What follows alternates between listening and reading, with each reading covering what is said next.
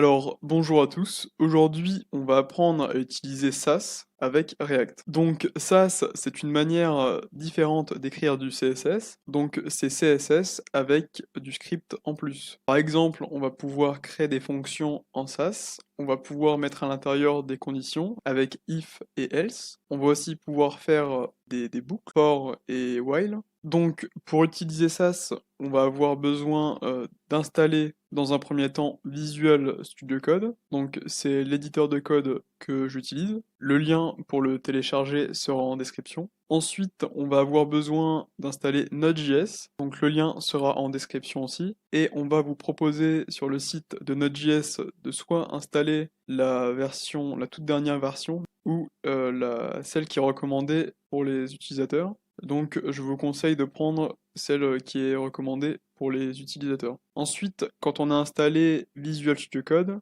on peut ouvrir un dossier. Donc là, on peut voir, j'ai déjà ouvert un dossier. Et pour ouvrir un dossier, on va dans File et on va dans Open Folder. Ensuite, on va pouvoir ouvrir un terminal. Donc pour ça, dans Visual Studio Code, on met la souris sur le haut de la bande bleue en bas et on glisse la souris vers le haut. Et on a un terminal qui s'ouvre. Donc là, on a le chemin du dossier. Donc parce que le terminal s'ouvre dans le chemin du dossier. Donc on va pouvoir commencer par créer notre projet React.js. Donc pour ça, on fait npx create-react-app et on met le nom du projet React, donc on va l'appeler Sass. On va devoir patienter quelques minutes pour l'installation. Une fois notre projet React créé, on va pouvoir installer Sass. Donc pour installer Sass, on va déjà se situer dans le dossier Sass. Donc le dossier Sass, c'est notre projet React.js. Et on va faire npm install Node Sass. Donc Node Sass, c'est le package qui permet d'utiliser Sass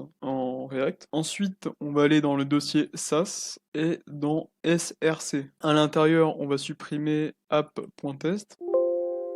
On va aussi supprimer logo.svg.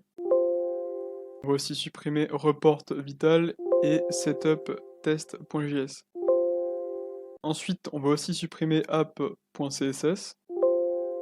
Et on va démarrer l'application React. Donc pour ça, on fait npm run start. Donc c'est le script pour lancer l'application React. Donc par exemple, quand on va dans le package.json, quand on va dans le script, on a start et ça démarre l'application React. Donc on va lancer le script start. Et donc dans le navigateur, on a l'application React qui se lance, mais on a des erreurs. Donc les erreurs, ça vient du fait qu'on a retiré des fichiers de dossier src. Donc pour retirer les erreurs, on va se rendre déjà dans app.js et on voit qu'on avait importé le logo et le app.css. Donc on va retirer ces importations que les fichiers n'existent plus. Et dans le index.js, on avait aussi la fonction report webvital qui était importée du fichier report webvital. Donc on va le retirer. Et à la ligne 16, on va retirer la fonction report webvital. Et donc dans le navigateur, on a une page blanche. Ensuite, dans le app.js,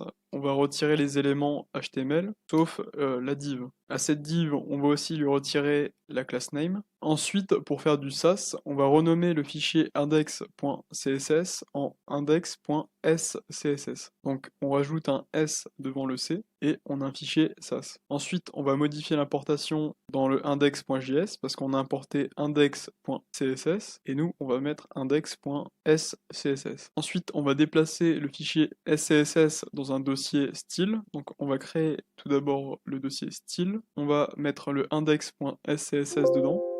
Et pareil, on change au niveau de l'importation, on va mettre à la place de ./index.scss, on va mettre .style/index.scss. Donc maintenant, on va pouvoir écrire du Sass. Donc on va commencer par créer un paragraphe dans le app. À l'intérieur, on va mettre bonjour. Et donc dans le fichier Sass, on va pouvoir le styliser. Donc on va appeler P pour paragraphe. On va mettre les accolades. Et par exemple, on va lui changer sa couleur. On va mettre color et on va mettre rouge. Donc là, pour l'instant, c'est juste du CSS, et on va utiliser Sass. Donc on va commencer par faire une variable. Donc avec Sass, on peut faire des variables. Donc pour faire une variable, on met $, et le nom de la variable. Donc le nom, ça va être text color, et on va le mettre en rouge. Ensuite, on va pouvoir mettre notre text color dans le paragraphe. Donc on l'appelle, donc on met $ et text color. Et donc dans le navigateur, on a bien un paragraphe en rouge. Donc on va aussi faire un fichier setting.scss. Donc ça va permettre de sauvegarder toutes les variables à l'intérieur. Donc on crée settings.scss, et donc on va copier-coller notre variable text color. Donc maintenant on va devoir importer le fichier settings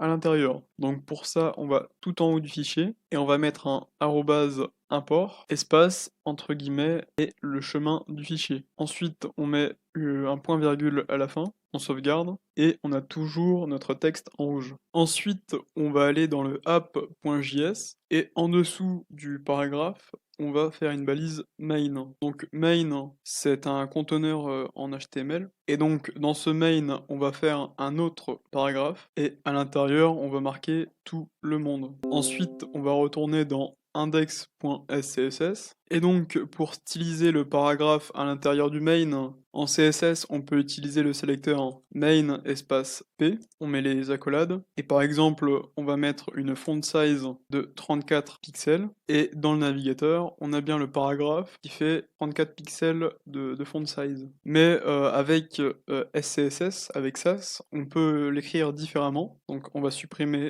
ce qu'on vient de faire, et on peut appeler main directement, on met les accolades, et à l'intérieur de ces accolades, en Sass, on peut mettre P. Et à l'intérieur des accolades, avec Sass, on peut sélectionner P. Donc on va remettre font size, on va le mettre en 34 pixels, et on voit bien que ça marche encore. Ensuite, on va pouvoir regrouper les propriétés CSS. Donc là, on voit qu'on a une propriété sur la fonte, donc on va faire un font avec 2 points et les accolades. Et donc là, c'est comme si on avait un objet JavaScript. Imaginons à la propriété font, on peut changer la size. Donc ça va changer le font size. Donc on va mettre 34 pixels. Au-dessus, par exemple, dans tout ce qui a été mis par défaut par React, on peut voir qu'il y a la fonte family. Donc dans font, on peut mettre family. On va mettre entre guillemets times new roman. On a aussi des autres propriétés de fonte comme font weight. Donc on va seulement mettre weight. On va le mettre en 800. Donc 800 c'est le maximum. Et donc on va regarder dans le navigateur et on a bien les propriétés qui sont appliquées. Ensuite, avec Sass, on peut utiliser des opérateurs comme les multiplications et les additions. Donc par exemple, à la place de 800, on peut faire 100 fois 8. Et là, on a toujours la fonte en taille 800. Ensuite, avec Sass, on peut aussi faire des variables qui vont englober plusieurs propriétés. Donc par exemple, pour faire ça, on va faire un mixin, @mixin. À ce mixin, on va lui donner un nom. Donc on va l'appeler texte. On met les accolades et on va prendre les propriétés fonte qu'on vient de faire. Et donc pour que ces propriétés dans le mixin texte soient effectives dans le paragraphe, on a juste à faire @include espace texte. Et donc ça marche encore. À ce mixin, on peut lui mettre un paramètre. Donc par exemple, on peut lui mettre en paramètre color, la couleur du texte. Et donc après le font, on va mettre color et on va mettre $color. Ensuite, on va mettre les parenthèses après texte et on va lui mettre un paramètre. Donc en l'occurrence, on va mettre green. Et là, on a le texte en vert, en green.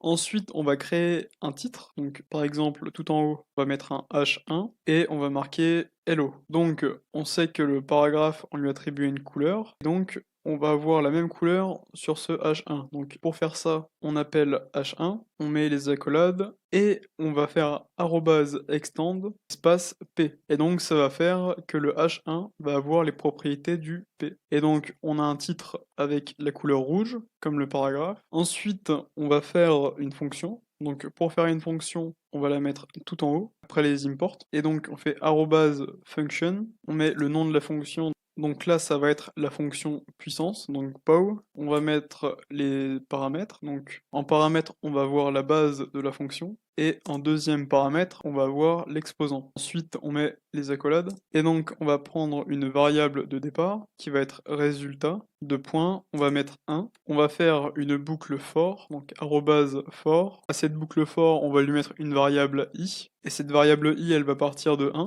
jusqu'à notre exposant. Ensuite, on met les accolades, et donc on appelle le résultat, et on va lui attribuer donc le produit de lui-même par la base. Ensuite, on va retourner le résultat, et donc on va appeler notre fonction pow dans le mixin, donc on fait pow entre parenthèses, donc là on va faire en sorte d'obtenir 100, puisqu'on a remplacé 100 par la fonction pow, donc pour ça on prend une base 10 avec un exposant 2, et on a toujours une fonte en 800. Ensuite, on va faire une condition, donc cette condition on va le faire dans le mixin. Donc déjà, pour faire une condition, on va faire un nouveau paramètre, et donc ce paramètre, il va s'appeler title. Et donc là, vu qu'on a une variable qui englobe toutes les caractéristiques d'un texte sur notre page, on va aussi le faire pour le titre. Donc à ce texte, on va avoir la variable titre qui va dire si oui ou non c'est un titre. Donc on va faire un @if title, donc si c'est un titre, on va lui attribuer ses propriétés. Donc ses propriétés, ça va être font